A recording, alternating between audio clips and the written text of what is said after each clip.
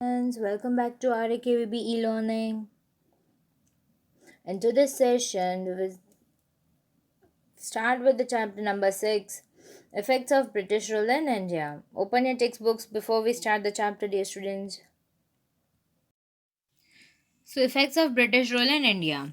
Now, हमने इससे पहले वाले हिस्ट्री के चैप्टर्स में देख रहे थे कि ब्रिटिशर्स आए, हम पे रूल करके गए, तो वो रूल का क्या इफेक्ट था। कुछ अच्छे इफेक्ट्स भी थे, वेरस कुछ बुरे इफेक्ट्स भी थे।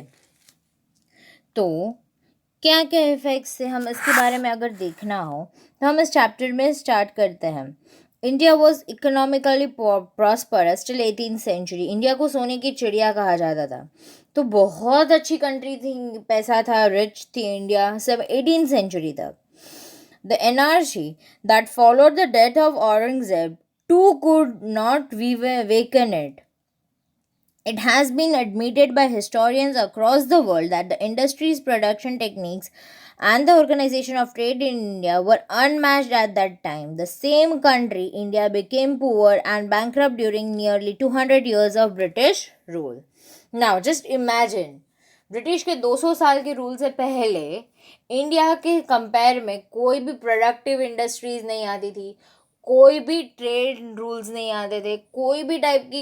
इंडिया को अगर देखा जाए तो सबसे प्रॉस्परस था, बहुत आगे बढ़ा हुआ इंडिया था, लेकिन 200 साल के अंदर वो सारी सिचुएशन उलट पुलट हो गई.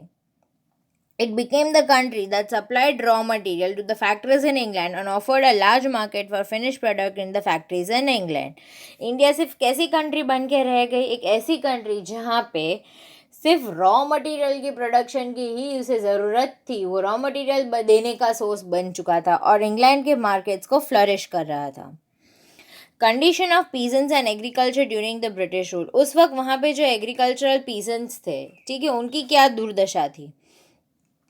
Though the British not got a new opportunity to increase their income after acquisition of the Diwani rights, the land revenue, the right to collect revenue of Bengal, Bihar and Orissa. Deewani rights यानी कि जो revenue collecting की right थी वो डाल दी किसके हाथ में, ब्रिटिशर्स ने अपने हाथ में ले ली. They started exploiting peasants to earn more revenue and as a result the peasant became poorer. उनके पास से ज़्यादा रेवेन्यू लेते ही जा रहे थे, जिसकी वजह से जो पीजेंट्स थे वो गरीब होते जा रहे थे. Many times the peasants had to sell their jewelry to pay the revenue. अब कोई भी इनकम नहीं थी बट फिर भी उन्हें रेवेन्यू देना पड़ रहा था, तो उन्हें अपनी ज्वेलरी वगैरह भी बेच के करना पड़ता था. A large number of peasants had borrowed money from the money lenders and consequently fell into a debt trap. अब कर्जदारों से उन्होंने कर्ज लेना स्टार्ट किया ताकि वो रेवेन्यू पे कर सके, तो वो भी कर्ज में जाते गए.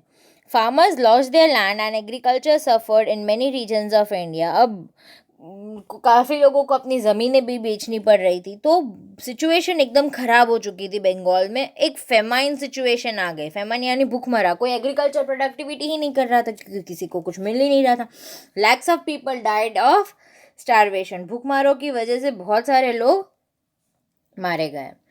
Governor General Lord Cornwallis enforced Permanent Settlement Act in order to collect revenue. As per this act, the company fixed the revenue on an annual basis. The zamindars were given the permanent rights of land and revenue collection. This is how the class of landlord loyal to the company was created. अब क्या Lord Cornwallis ने किया, एक permanent settlement act निकाला जिसमें एक annual fix कर दिया कि ज़मींदार हमें साल के एंड में इतना रेवेन्यू कलेक्ट करके देंगे. This is against the peasants who worked hard in the sun to cultivate the land and grow crops were exploited. अब जो बेचारे मेहनत करके क्रॉप्स को ग्रो कर रहे थे वो पूरी तरीके से एक्सप्लॉइट होते जा रहे थे. So this was an economic effect. अब देखते हैं social effect क्या हुआ. Now there was a person, Warren Hastings. The person who was given the job of collecting revenue was known as the collector, right? अब जो बंदा revenue collect करता है तो उसे हम क्या कहते हैं, collector. He also performed the function of judge. और वही क्या होता था, judge. The British system of administration destroyed our ancient system of self-rule.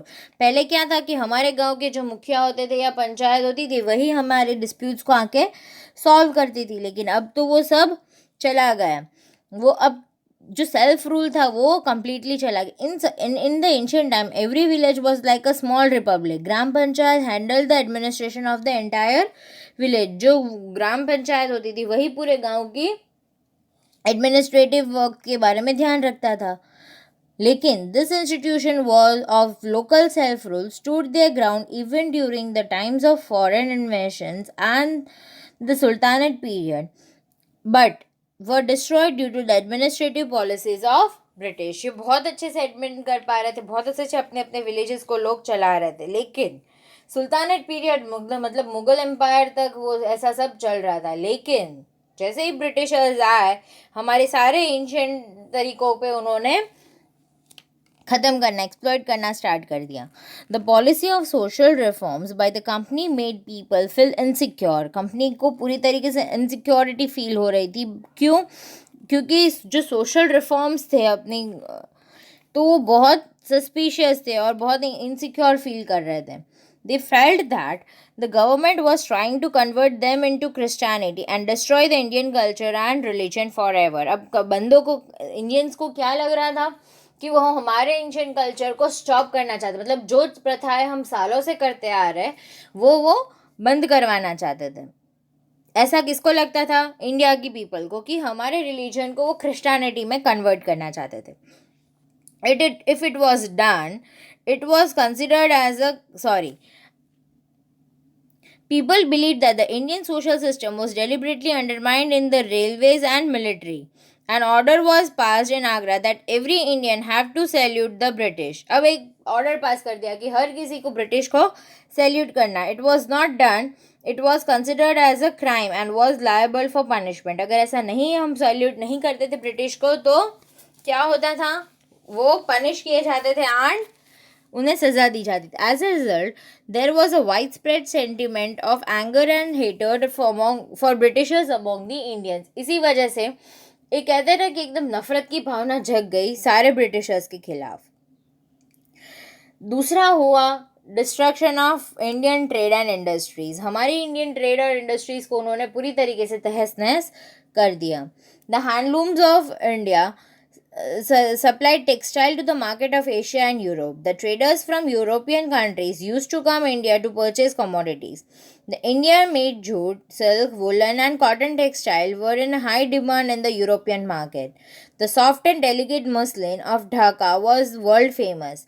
Apart from textile, commodities such as salt, salter bread, sugar, etc. were exported in exchange of tremendous amount of bullion, that is gold or silver.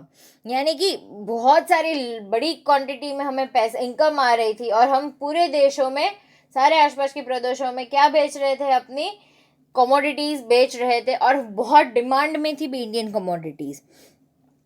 लेकिन British rule के under में ये सारी चीज़ें, the whole scenario got completely change under the British rule.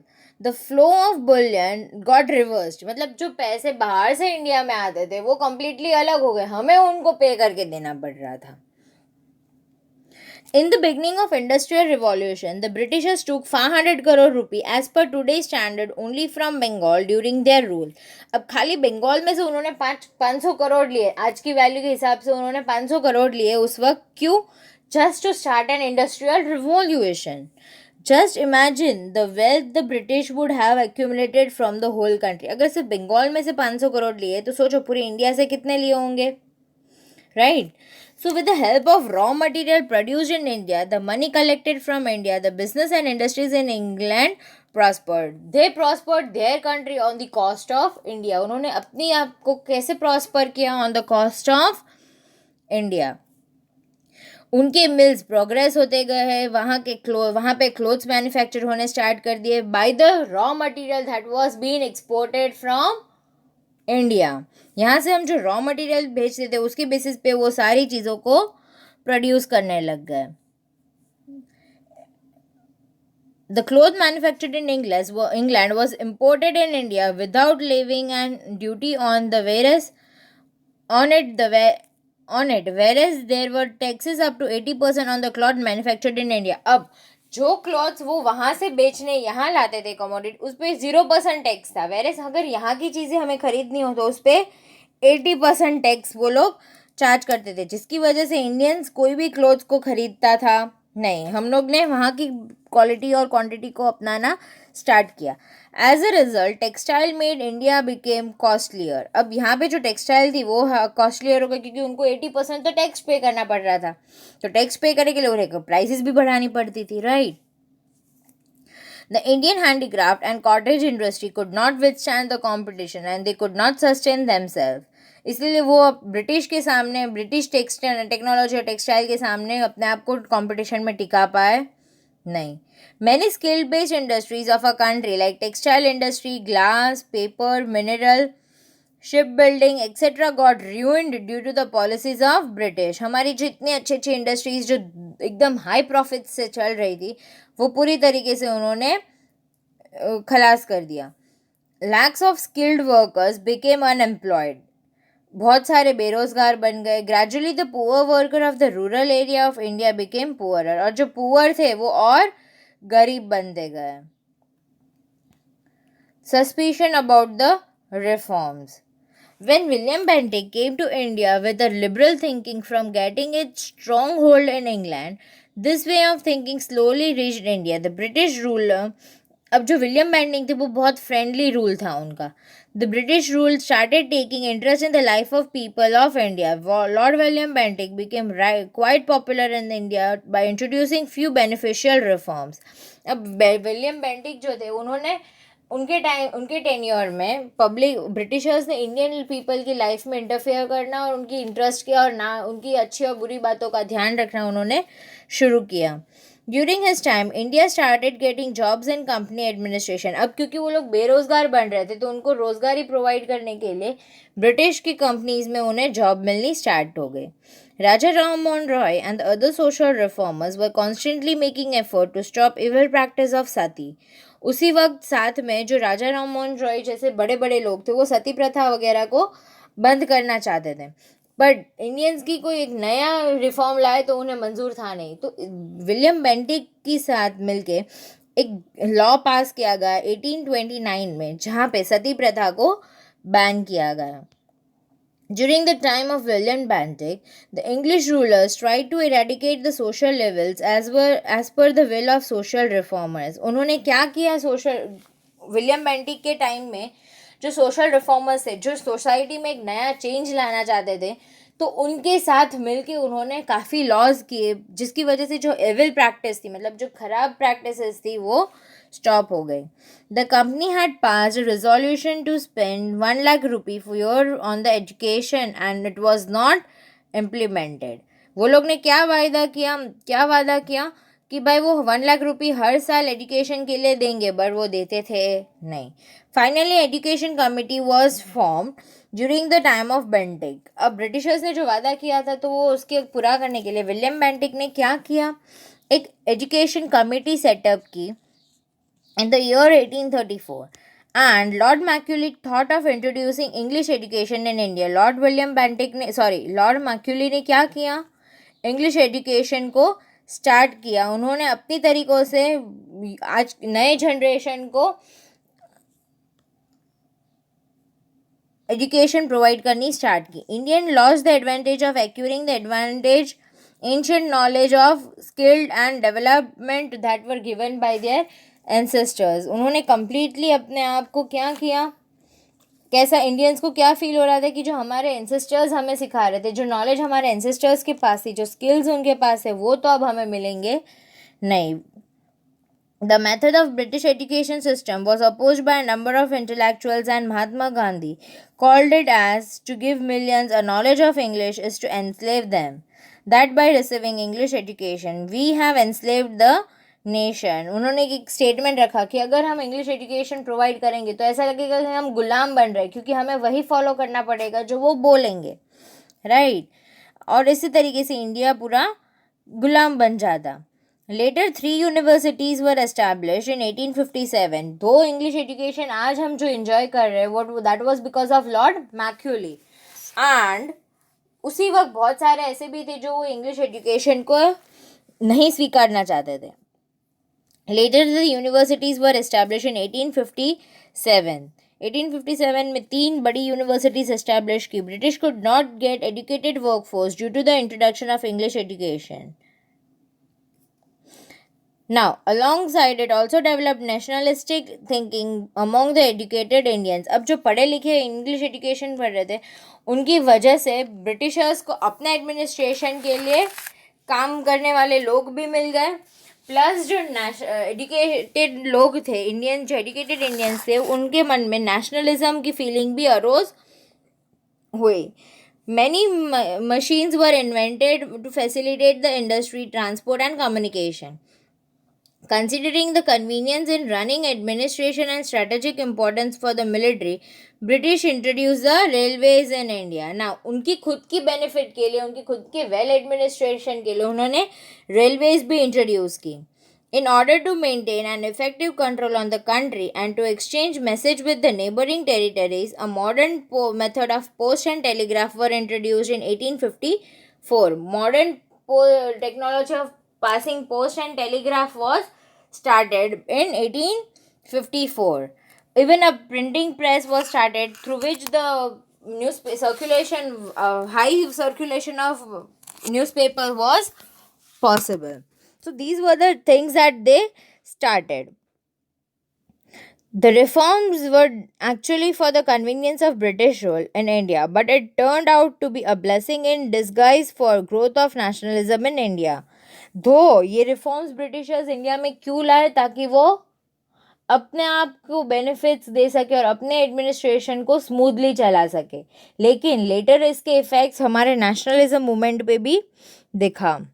The class that acquired English education spearheaded the social reforms and nationalism in India, since they were more familiar with the contemporary development in the world around.